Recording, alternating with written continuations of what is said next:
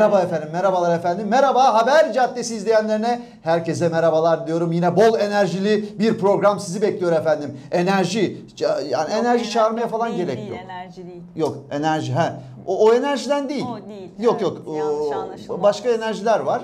Bizim enerjimiz kendimize yeter. Herkesin enerjisi kendine diyoruz. Değil mi efendim? Evet. Yani biz kendimize enerji zaten veriyoruz. Tamam, O bana veriyor, ben ona veriyorum. Aç artık alışveriş. programı, aç. Programı açıyorum. Açıyorum. Programı açıyorum. Evet, programı şu anda açmış oldum.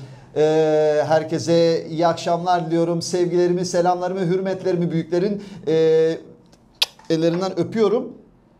Öperken tabii ki Dilek Hanım'ın da elinden öpüyorum. Çünkü Tolga ile bir dilek tuttuk ve de öptük. Başlıyor efendim. Bu saçlarım nasıl olmuş? Genele bakıyoruz, yakına bakıyoruz, özele bakıyoruz. Evet, şu anda özeldeyiz. Saçlarım nasıl olmuş sevgili Dilek Hanım? Nasıl buldunuz saçımı? Bulabiliyor musunuz? Ben bulamıyorum bazen yani bir içinde. enerji yeter. Tamam, sakin ol Tolga. Dayanamıyorum. Açılışı yaptım, buyurun efendim, sizdeyiz. Tamam, sakin misin? Sakin. Orada bir şeyler görüyorum ben. O sakinleştirici Senin var mı doktor orada? ilaç ver, dil altı var, dil üstü var, her şey var senin yüzüne. 2 kutu ilaç alıyorum. Biri Dil tansiyon altı, için, biri hangisi sinir dil için. altı?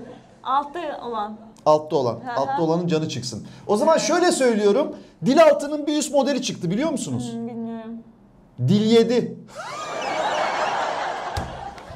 Evet. Evet, nöbetçi eczanemiz. Kapatmayanlarla ekrana devam ediyoruz. Değiştirmeyenlere teşekkür Bugünkü ederim. nöbetçi eczanemiz Dilek Eczanesi efendim. 3-5 nöbeti kendisine ait şu anda. Yeter artık, yeter. Sakin ol ya. Normal konuşalım. Sana ne oldu? Hakikaten iyi iyiyim Bak, ben, ne çok var iyiyim. burada? O ne? O geçen hatırlıyorum ben onu. Hatırlarsın. 2 haftadır o orada Evet. ve Başka program şeyler bitiyor, de- orada kalıyor o. Almıyorsunuz, yanınıza da almıyorsunuz. Sonra geliyoruz bu hafta tekrar yine burada bu.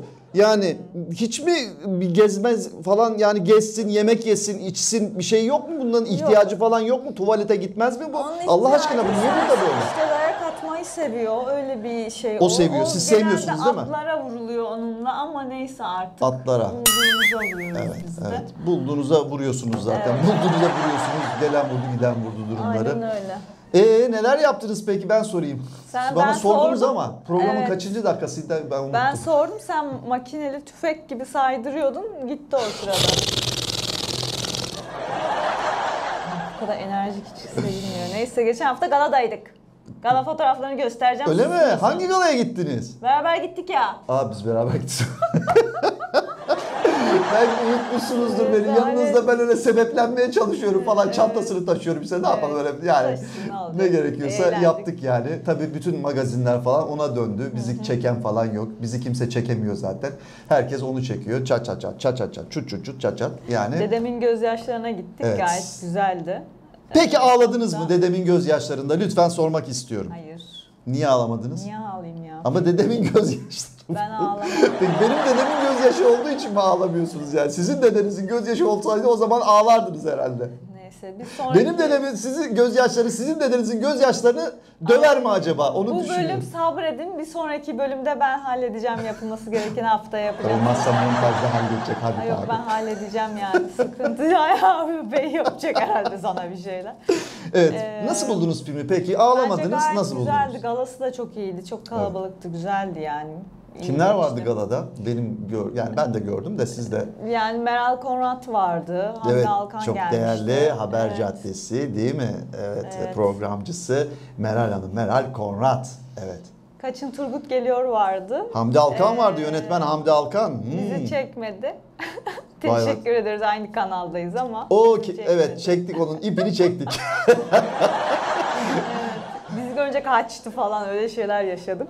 Yani o zaman biz tam programın tersi Seni görünce olmuş. mi kaçtı acaba?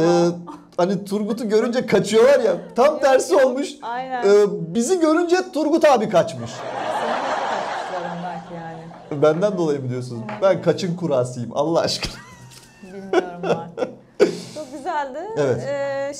Bol Kadroyu sayar tafsilatlar mısınız bana? diliyoruz. Sayamam. Neden? Sayamam ben öyle. Büyükleri sayarım, küçükleri severim. Peki, gerçekten Ya ben çok vallahi değerli bir sayamam yani. Düşündüm Peki Galatasaray'ın 11'ini say. Hayır isim hafızam çok kötü, ne olur üstüme gelmeyin. Tabii üstüme gelme, inanamam. Şimdi tabii çok değerli bir film. Sevgili yapımcımız İhsan Taş bizi davet etti. Buradan teşekkür ediyoruz kendisine, değerli Taş yapıma. Taş gibi film olmuş gerçekten. Evet. Dedemin Gözyaşları daha önce zaten çekilmişti ve şimdi izleyebildik, kısmet oldu.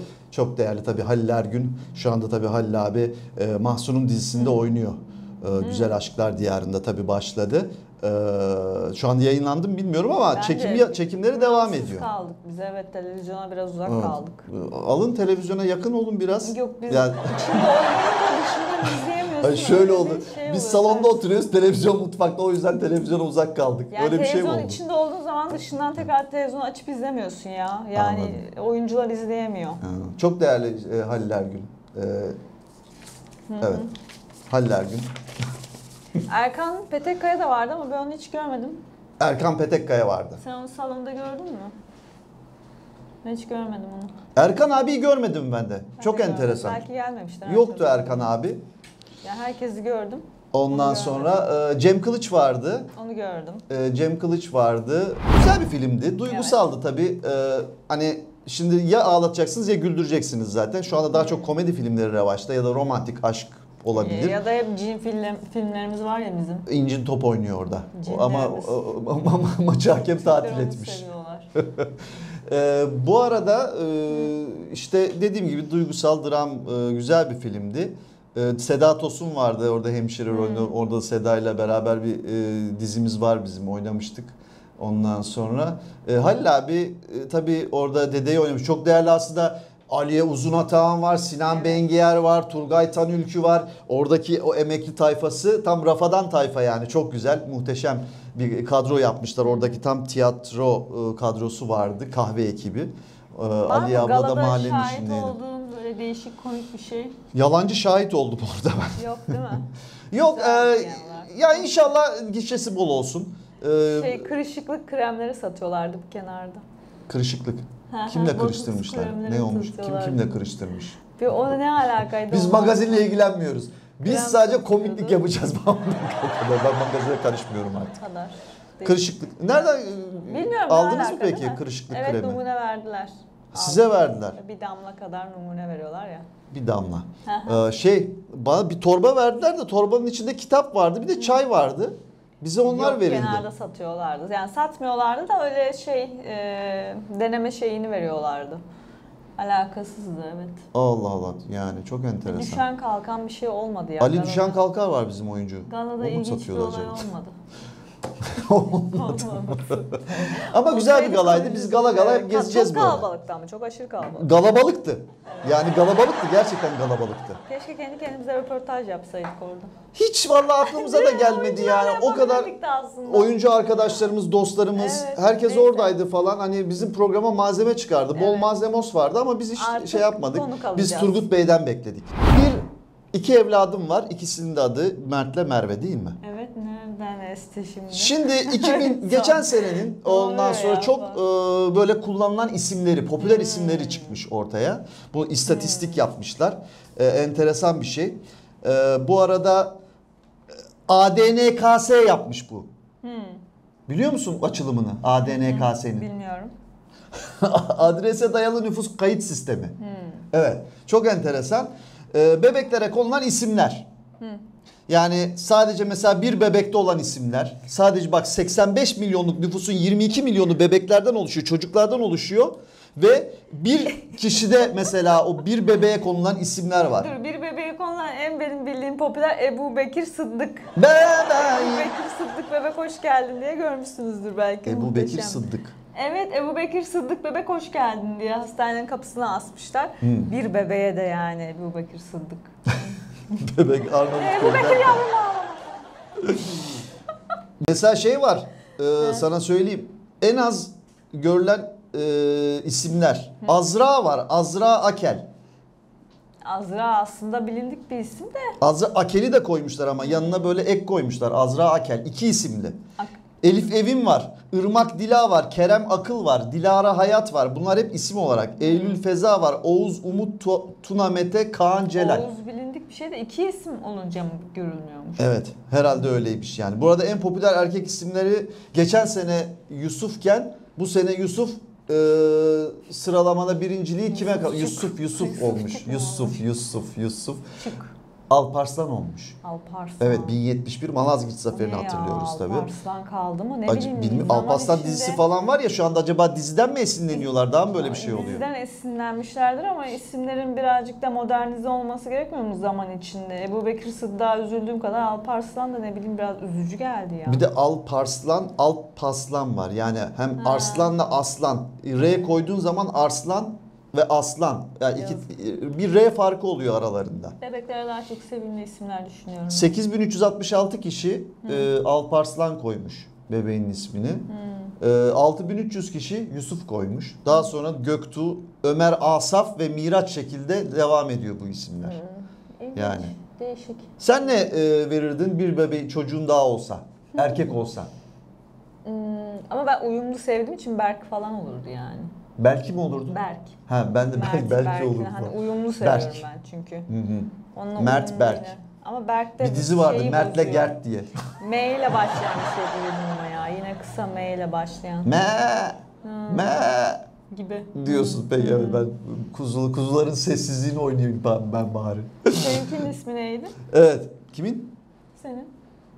Benim Tolga. Memnun oldum. Oğlunun. Mustafa Kemal ya lütfen ya 19 Mayıs doğumlu ya lütfen başka ne verebilirim ki Allah aşkına ya. Doğru. Evet. Popüler erkek isimler bunlar. Bir de popüler kız isimler var geçen senenin. Mesela Asel. Asel birinci sırada çıkmış. Asel. Asel San var. Bu güzeldi işte. Asel'i bilmiyorum. Asel San'ı duymuştum. Gerçekten üzüm üzüme baka baka kararır.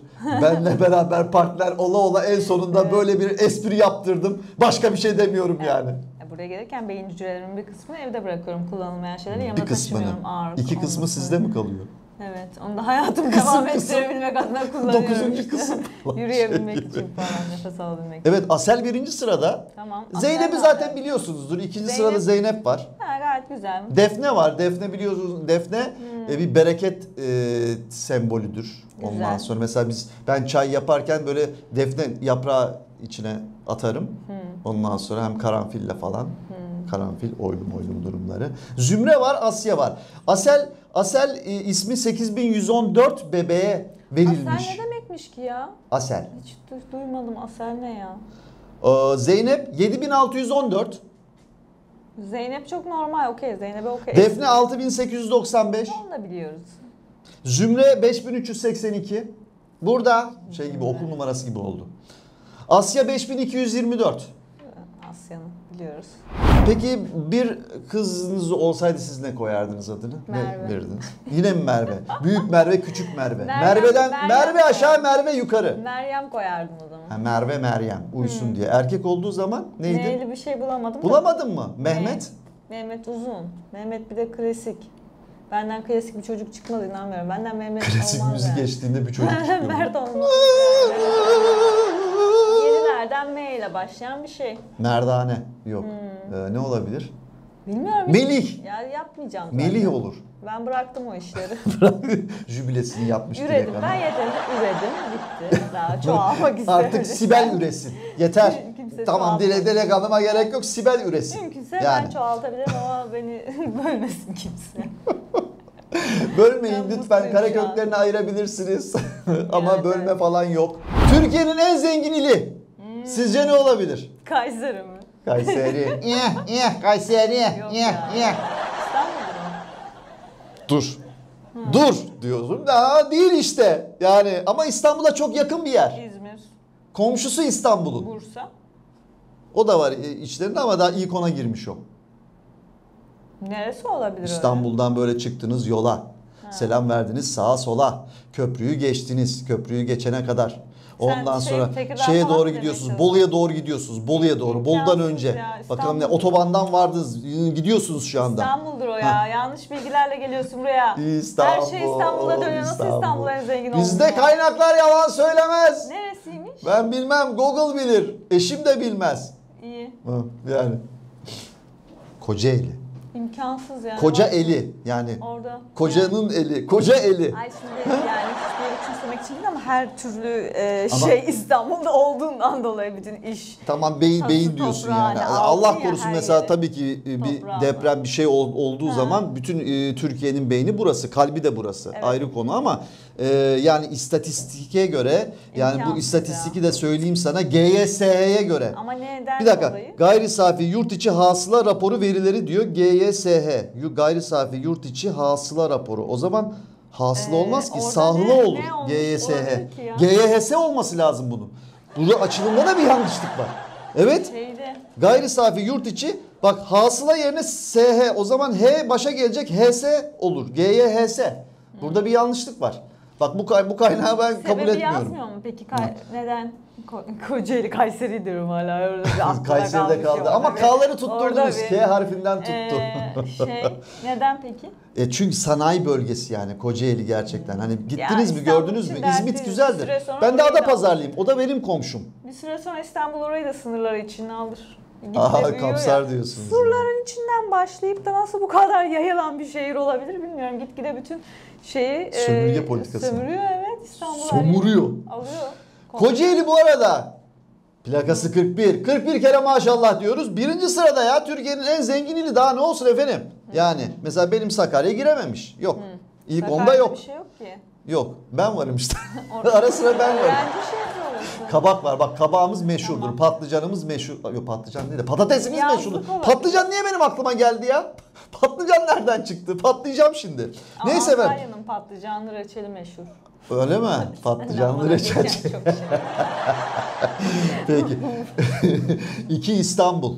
Evet. Tamam. İkinci sırada. Gümüş İstanbul madalya normal. İstanbul'un.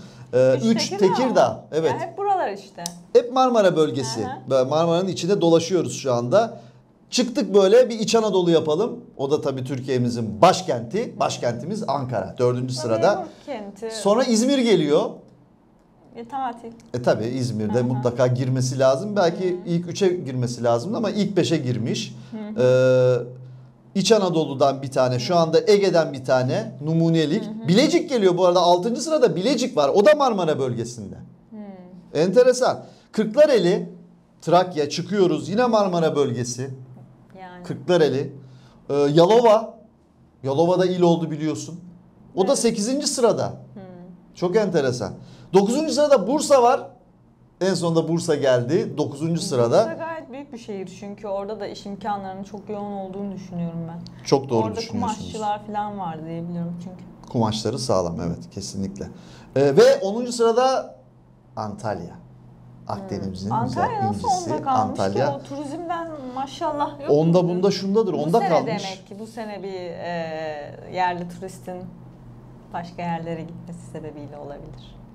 Peki evet sebebi de bulduk nihayet. Yani bunu arıyorduk zaten. Teşekkür ediyoruz. Rica ederim her zaman. Müge Anlı'ya gerek kalmadan siz Tabii ki. buldunuz. Sağ olun, var olun. Yani gördüğünüz gibi Marmara bölgesi bayağı bir yani başka il kaldı mı bu arada Marmara bölgesi? Benim Sakarya'dan başka. Bolu galiba Karadeniz'de Marmara arasında kalıyor diye biliyorum. Ama Edirne mesela. Edirne yok. Edirne, Balıkesir yok. Marmara bölgesinde ama diğer tarafta işte İç Anadolu'dan Ankara temsil ediyor. Akdeniz'den Antalya temsil ediyor ve de Ege'den İzmir temsil ediyor diyelim. Böyle bir şey yani. Zenginmiş. Evet. Evet. Neyse zenginin malı züğürdün Tolga'nın çenesini yorar ama beni yormuyor. Hayra yoruyorum ben her zamanki gibi. Alışveriş yapıyorsunuz. Paketlenmiş ürünler var biliyorsunuz. Böyle çikolata, süt falan filan alınıyor hani ondan sonra. Arkasında böyle bir tam etiketinin orada bir E harfi var. Hiç dikkatinizi çekti mi? Eskiden etiket okuma üzerine ders bile görmüştük gıda üzerine okuduğumdan dolayı ama hepsi Ama etiketi iyi yapıyorsunuz. Görüyorum sosyal medyada iyi etiketliyorsunuz. Beni çok iyi. Yani beni ucuza emeği geçen etiketliyor. herkese etiketliyor. Yani beni lütfen biraz pahalıya etiketleyin yani. Evet. Evet şey belli. O E sembolünün anlamı nedir sizce? Ne olabilir? Kanserojen içeren maddeler miydi acaba şu an? E ile başlayan o zaman Minimal. ekonomik olabilir, ergonomik olabilir. Hayır, Başka bir ne şey olabilir? değil, hayır. E. Onların kendi şeyleriyle alakası yok canım. Yok mu? Yok yok. Evet. TSE tarafından biliyorsunuz bu yani Türk Standartları Enstitüsü tarafından gerekliymiş bu, zorunluymuş bu Tabii ki içindeki maddelerin neler olduğunu, işte kanserojen madde var mı, koruyucu madde var mı, işte renklendirici var mı bilmem nesini belirtmeleri gerekiyor. O da öyle bir şeydi de bazı maddeler İşte mesela öyle bir şey devamlı diyorsun. kullanımda kansere yol açabiliyor. Çalışmadığınız yerden geldi değil mi? O yüzden hepsi etiketli. Şimdi şöyle bir şey. Yeterince sevgili şey Dilek söyledim Hanım. ama çalışmadığım yerden gelse bile ben bunları Yok. 17 yaşımda 16 yaşımda görüyordum yani. Ya, evet. Sanki küçücük. İnsan biraz kızar da bir kamçı kırbacınız var öyle bomboş duruyor orada. Yani hiç şey yapmıyorsunuz, kullanmıyorsunuz. Neymiş, Hala sinirlerini söyle. bozamadım. Görüyorsunuz değil mi? Sinir uçlarıyla oynuyorum, bugün bir oynuyorum hala bozamadım. Başta bir şey yaptık. Ne olduysa susmadı. Şimdi neymiş ama söylesene. Gramajla ilgili. Yani mesela bir çikolata, bir süt. Şimdi 125 mi mesela gramı? 130 da çıkabilirmiş, 120 de eksik de olabilirmiş. Yani bunun anlamı buymuş. Hani eksik de çıkabilir gramajında, fazla da çıkabilir. Anladım. Bu şekilde yani. Tamam. Evet. Öğrenmenin yaşı da yoktur, kurusu da Bu diyorum çok ben ama zaten. faydalı bir bilgi değil. Çünkü Yok bence izleyenler için çok faydalı. Şimdi E'yi merak ediyorlardır. Ne bu ya? Edirne'nin E'si yani. Geçen hafta daha doğrusu çok güncel bir konu aslında. Birçok kişi işledi ama ben de işlemek istiyorum. Sizinle beraber işleyelim bence bu konuyu. Güzellik yarışmaları. Evet, güzellik yarışmalarında biliyorsunuz bir güzelimiz seçildi. Miss Turkey. evet. İdil Hanım. Sen hep geriden geliyorsun ama neyse. Ben Keşke geriden ama bunu ben geçen hızlı hafta gelirim. konuşsaydık. Hızlı depar yapabiliyorum ben. Sen Geriden araştırma falan mı yaptın? Ne oldu? Ar-Ge yaptım benim. Ar-Ge'm Ha, sağlamdır ne zaten öğrendin biliyorsunuz. mesela? Yani siz nasıl buldunuz? Gördünüz mü yakından İdil Hanım'ı? Şimdi birazdan ekranda göreceğiz zaten. Yakından hiç görmedim, sadece röportajlarda ve bir tane kötü çıktığı bir fotoğraf var, sürekli dönüp dolaştırıp onu kullanıyorlar açıkçası. Herhalde normalde ağzı bu kadar önde değildir diye düşünüyorum. Konuşurken çekmişler çünkü onu. Nasıl yüz hatları size nasıl geldi? Doğal. Yani Onu oradan seçiyorlar zaten. Doğal olduğu için seçmişler. kriter ne Yani, olabilir sizce? kriter Yani şey- o 20 tane finalist var. O 20 finalistten 2 numarayla yarışan İdil Bilgen seçilmiş. Nasıl bir kriter Ya, yapıyorlar güzellik bunlar? Jüri yarışmaları- üyeleri nelere dikkat ediyorlar? Önce bir Siz kere- de bir güzelsiniz, siz de derece aldınız. Buyurun. Önce bir kere hiç evlenmemiş olması gerekiyor. Sıkıntımız o. Ben o yüzden hiç katılamadım. Erken yaşta evlendiğim için. Hiç evlenmemiş genç kızlar arasından seçiliyor. Gülmekten Bu bir. katılın, boş verin. Yani bir kere evlendin ayrıldın. Hatta Hülya Avşar'ın Taç olayında Ha. o evlenmiş olduğu için geri aldılar onu da mesela. Böyle bir durum var. Hiç evlenmemiş. Çok saçma değil mi? Bu bana aşırı derece saçma geliyor. Evlenince güzel mi olmuyorsun? Nedir yani? İlla genç kız olacak falan. Neyse, hiç evlenmemiş genç kızlarımız arasından estetiği de olmayanlar içinden sadece dış görünüşüyle işte seksi olmaktan ziyade görgü eğitiminde almış olan kişileri seçiyorlar. Orada boy kriteri var mıydı onu hatırlamıyorum ama. Önemli olan boyu mu yani, boy olarak? Ya best model'larda filan şimdi güzellik yarışması ayrı bir şey, modellik yarışması ayrı bir şey. Modellik yarışmasında boy ve yaş da arıyorlardı. Hani belli Bu bir iş yaş kadar. diyorsunuz yani. Evet, güzellik yarışmasında boy aranıyor ama emin değilim. Ben hiç katılamadığımı öğrendikten sonra bir daha ellemedim yani. Ya o günümüzde artık kadın bedeni bu kadar objeleştiriliyor bilmem ne falan olayı yüzünden herkes yurt içi ve yurt dışında da bu konular lazım. Konuşuluyor. Biraz gereksiz kalmış bir yarışma artık. Best model'ları falan anlarım, modellik yarışması okey ama güzellik üzerinden artık çok bir etkisi yok gibi yani. Güzelse ne, değilse ne. Yani ne işine yarayacak yani. O biraz eski bir zihniyet. Ben güzele güzel demem, güzel dilek olmayınca diyoruz o zaman. Öyle diyelim biz de. Evet. Yoksa o algıların, o kriterlerin içinde bence iyi. Hem estetik yok, hem işte evlenmemiş, boyu bilmem ne, yaşı bilmem ne. İyi. Tıp fakültesi mezunu, Koç Üniversitesi. Zaten evet atandı şeye. Bingöl'e gidiyor. Evet. Evet. Daha ne yapsın? Daha ne yapsın bu kız? Yani 1, 2, 3 tıp diyoruz ama yani. yarışmalara da çok güvenmemek lazım. İlk üçün fiyatları olduğuna dair dedikodular var mesela yani çok da. Daha çok dereceye girenler biraz hakkıyla kazandı. Babasıyla ilgili bir takım polemikler çıktı. Kiev Büyükelçisi Levent Bey. Yani çok normal. Şimdi babanız iyi bir yerdeyse eğer siz hakkınızla da bir yere gelseniz ne yazık ki babanızla ilgili konuşurlar. Yani çok normal. Yani diyorsunuz ki hakkıyla aldı diyorsunuz yani. Yok hiçbir şey demiyorum ben. Demiyorsunuz. Yorum yok yani. Görmedim etmedim. Ben size jüri sayayım. Tamam. Berfu Yenenler. Eserin Mesela. evet eşi. Selen Soyder, Gizem Karaca. Telaffuzda şey yapabilirim. Teşbihte hata olmasın. Amine Gülse yani. Öyle mi söyleniyor bu isim? Amine Değişik. Amine diye mi? Neyse. Gülse ve Neşe Erberk. Neşe Erberk zaten ajans sahibi. Beynelme zaten çok eski bir Avrupa güzelimiz miydi? Dünya mı olmuştu Neşe Erberk? Ama zaten yıllarca mankenleri çalıştırdı, ajansı vardı. Hala var mı? Bir ara Korukent'te vardı zannediyorsam ama şimdi yok. Yani o işin ehlidir. Yani dikkatimi çekti. Birçok kaynak yalnız bu jüri üyeleri bunları gösteriyor. Başka bir takım kaynaklarda hatta ben dedim ki Allah Allah dedim bu jüri üyelerinde erkek yok mu? Nasıl bir şey bu? Yani niye erkekler seçmiyor? Niye yapıyorsun? Niye erkek iyi oldu? Ama yani kadın mı seçsin? Yanlış anlaşılmaz mı? Yani sadece erkeğin seçmesine kadar yanlışsa hiç mi erkek yok ama? Ya ben işte öyle yazıyor bir sürü şeyde. Mesela bir yerde gördüm. Can Sandıkçıoğlu, Sabit Akkaya, Cihan Nacar, Alex Arslan, Gürkan Sayar diyor. Yani tamam varmış işte. İşte var mı yok mu onu tam olarak çözemedim. Çünkü birçok kaynakta da diyor ki sadece kadınlar vardı jüri üyeleri. Yani. Jürinin çoklu olması gerekir zaten de. Kaç tane oluyor genelde? Ay ne bileyim her yarışmanın kendine ayrı bir dinamiği var yani. 10 tane falan olması lazım. 10 tane oluyor, 10 tane buluyoruz. Yani kişinin sadece görev kurallarına uygun, zarif ve güzel olmasıysa mesela model yarışmalarında yürüyüşe de bakıyorlar. İşte elbiseyi taşımasına, sunmasına, onlara da baktıkları için ayrı kriterleri var. Ama güzellik yarışmasındaki kriterleri hiç bilmiyorum hiç. Krater yani bu kriter değil ona bak. Yani neye göre seçiyorlar? O kişilerin uzman olması lazım jürilerin. Anladım. Mesela. Şimdi mesela birçok kaynak herhalde çok güncel ve popülist isimler olduğu için bunları vermiş. Berfu Yenenler, Selen Soyder, Gizem Karaca, Amine Gülse ve Neşe Erberk. Yani şimdi nerede? Mutlaka vardır erkek. Sadece kadınlardan jüri olmaz ya. Öyle yapmamışlar. Bak şimdi, çoğu da çok cinsiyetçi. Kalmadı ki erkek kalmadı zaten. Vardır yani. Hayır bir zamanlar kim vardı? Bir Süha Özger mi vardı? Değil mi? Ondan sonra Milli Çapkın. Sonra bir Hıncal Uluç vardı.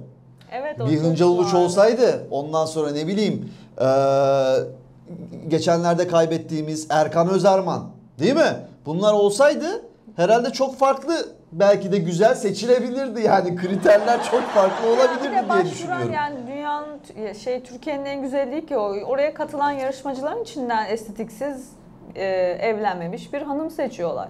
Güzel olarak. Oraya katılan atıyorum 100 kişi mi katıldı? O 100 kadının içinden bir kişiyi seçiyorlar. Öyle düşünmek lazım. Tüm Türkiye'de herkes yarışmaya mı katılıyor Allah aşkına? Aklıma geldi şimdi rahmetli çok severdim Hıncal Uluç. Ondan sonra şimdi olsaydı böyle yapardı. Şimdi hocam mandik olarak bir kere kızlarımız çok güzel. Falan. Hakikaten toprağı bol olsun. Çok severdim. Ruhu şad olsun. Mekanı cennet olsun. Çok renkli bir kişilikti. Yani. Bu arada tabii yine yorumlar var. Ondan sonra güzelimize Divamız. Divamız da yorum yapmış. Ondan sonra demiş ki çok ağır belden aşağı filan vurmalar yokmuş. Ya bel altı bilmiyorum da yani ne kadar bakmış şimdi böyle. Ya bu erkek sıhhatları var bunun ya. Bunu nasıl seçmişler çocuğum? Buna ben bir solfej dersi vereyim. Sonra da onu sahneye göndereyim. Bülent Hanım da böyle yapmış. Kim seçti bunu çocuğum? Şabaniye dememişsin. Şabaniye. Evet o resimleri de gördüm. Yani benzetmeler var. Onu seçseydi bari diyorlar yani o kadar mı olur? Evet. Yani bence tabii arka çıkanlar da var.